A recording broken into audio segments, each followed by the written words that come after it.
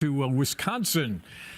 And let's say good morning to State Senator from Oakland County, Jim Runestad. Senator, welcome back to Off the Record. Nice to see you, sir. What time did you get to bed last night?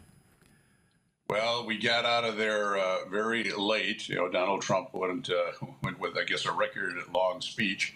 And then there was balloons, thousands of balloons. I've never seen so many balloons in my life.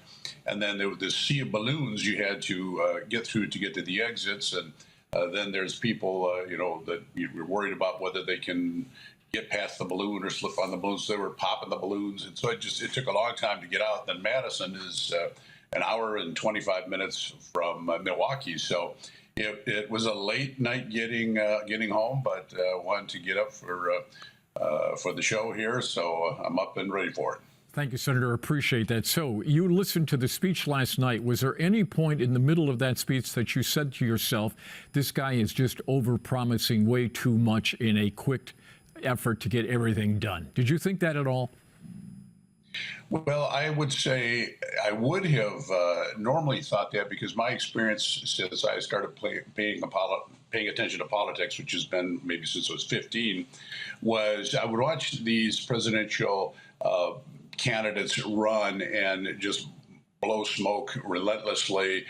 In the primary, they would be running to the left or the right, and as soon as that was over, they get in the general election, then they're moving to the middle and jettisoning all their promises. Then they would get elected, and they jettisoned all those promises. And so I was very used to presidents lying through their teeth. And Donald Trump's the first person I ever remember who said, well, no, I promised this and this and this. None of us thought he was actually going to do any of this stuff. He's the first one that said, no, I promised them, and I'm going to try to get these things done. So will he behave that same way? I think he will. He'll try to get these things done. Senator, I want to ask you, in your district, the GM plant in Orion Township, or maybe I'm not sure if that's your district, but apologies, in Oakland County, that plant is going to be building all-electric Chevy Silverado trucks. Do you see the U.S. in direct competition with the Chinese on building EVs, given what Donald Trump talked about last night about Chinese manufacturers building assembly plants just over the border in Mexico right now for EVs? I don't know how anyone could not reach that conclusion. The Chinese are building better cars at reduced costs more than ever before. They have contracts with countries all over the world to get chromium and nickel and all of the materials you need for batteries.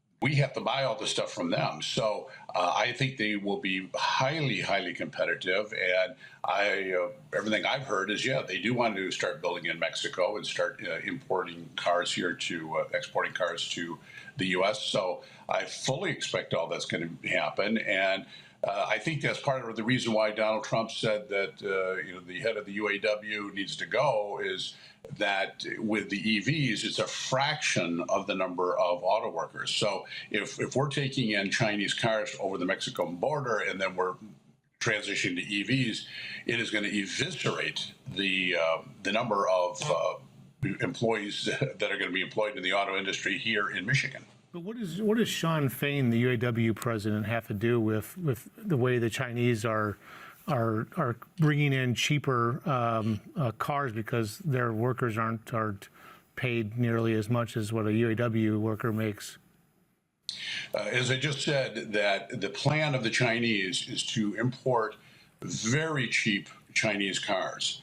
And Donald Trump is the one who really is making this issue, as he did last night. He is making an issue. We're going to put a tariff on this. We're not going to let them just flood the nation with these cheaper cars. And I didn't hear any of that out of Biden, but the head of the UAW is 100% behind Biden anyway. So the point Donald Trump was making is, I am really trying to protect these jobs of these auto workers in Michigan, and the president is not, and the head of the UAW is supporting Biden anyway. As we have just been discussing, voters are dealing with a lot of heavy issues right now, both with the attempted assassination and the possibility of a new Democratic candidate. What was the mood of Republicans who are attending the convention as all of this news was coming out? Yeah, there's a real sense of absolute excitement going on in the Republican Party, like I haven't seen in years. And the Republicans can see the Democrats are in absolute meltdown. The Democrats were not wanting to deal with the fact, you hear all these comments on every gaffe that he was making that were like just historically terrible gaffes where he doesn't seem to even know who people are, and they're covering for him. And now it's all coming to a head. And we've been talking about this for months and months and months, but it's just not been getting the kind of coverage it should.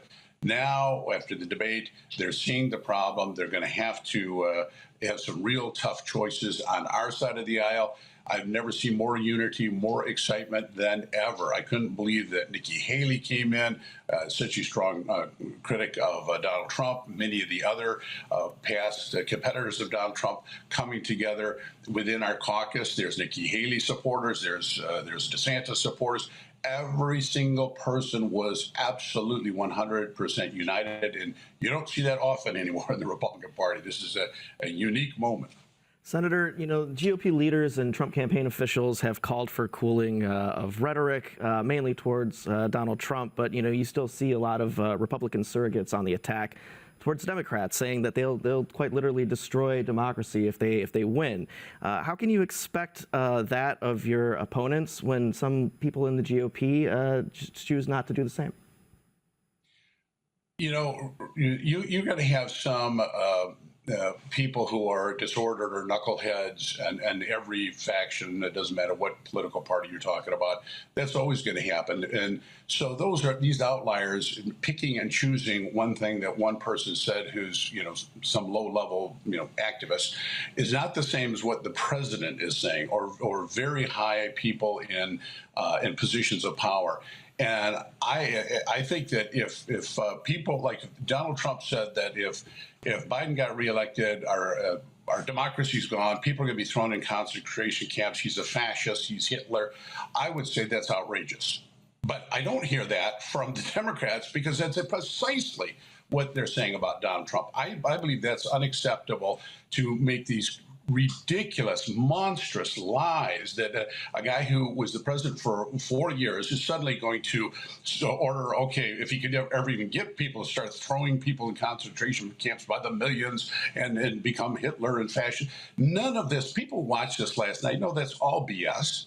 And yet this has been the thing that the president has been saying. There's levels of unacceptability that and decorum that I think scaring the people, that if my opponent is elected, they're going to kick you in the doors with Gestapo and take you off to a concentration camp. I think that's off the pale, and I haven't heard a comment like that, unless one of you can cite it, that Donald Trump has said about President Biden. Not necessarily Donald Trump himself, but I mean that was a common theme throughout the convention from top surrogates who spoke at the convention. You didn't hear that during your time there? Name one who said that Biden is a fascist. He's going to throw people in concentration camps.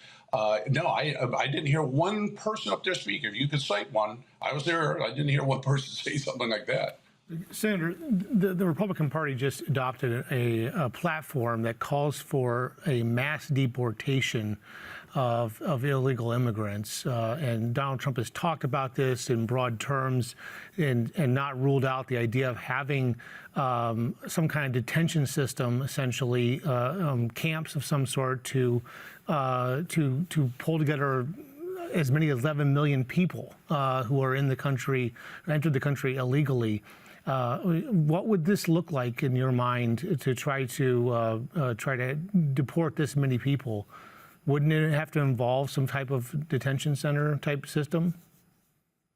Well, number one, if you're conflating somebody who broke into the country illegal, who may be a cartel member and a child trafficker being detained, along with political opponents who are citizens, there's a little bit of difference there. But number two, after World War II, we had hundreds of thousands of people come in across the border illegally to work in the factories because we had so many soldiers gone. After World War II, they had to go through a deportation to get them out. The citizens' rights were not violated, getting rid of these people here illegally.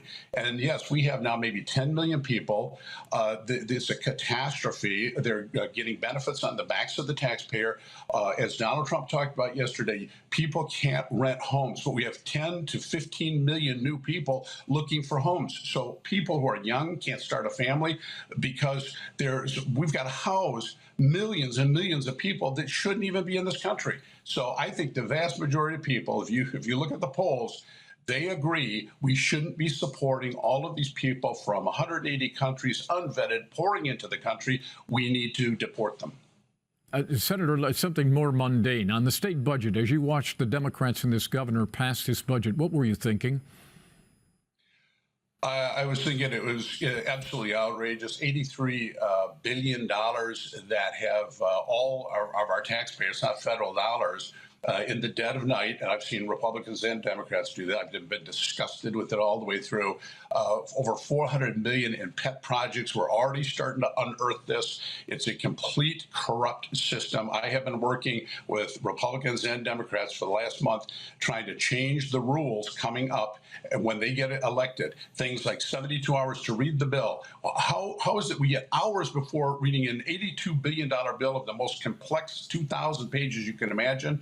The pet projects, we won't find out until months to who's got the pet projects. Why aren't those listed in the budget? That's another reform that I've been working to try to get done. I still believe, and I've said it before, I believe Michigan is the least transparent and perhaps the most corrupt state in the nation. I've been talking to delegates here, and I tell them from other states how Michigan operates. You have no bid contracts to companies in exchange for campaign cash. They said Michigan's like a banana republic. Oh yeah, it's probably the worst. I've talked to all these states and said, what? You could give a no bid contract to a company with there's no purchasing, there's no guardrails. No, give them campaign cash and get all this money to your private company. No bid. Nobody else can get it. So I've been trying to work at getting this rotten edifice of Michigan's appropriation process corrected, but we'll see. It doesn't matter seeing who's in power. This process continues. So both Republicans and Democrats are guilty of your word, corrupt action on the budget. Is that correct, sir? 100%. I've been here 9.5 years. I've been fighting this stuff. Let's get transparency in the appropriation. How in God's name are we having all of this corruption? And you guys the media is still unearthing more and more. It seems like every week now the Democrats, their corruption's coming out. And before that, it was the Republicans. I don't see anything getting fixed. So the media's got to pound and pound this issue that we should not be allowing these dead of night deal cutting. Who is the good boys and the good girls that get these pet projects that have no applicability to what the people want. It's all in exchange for this rotten corruption. Senator, thank you for doing our program. Have a safe trip back home, and we'll see you on the other side, sir.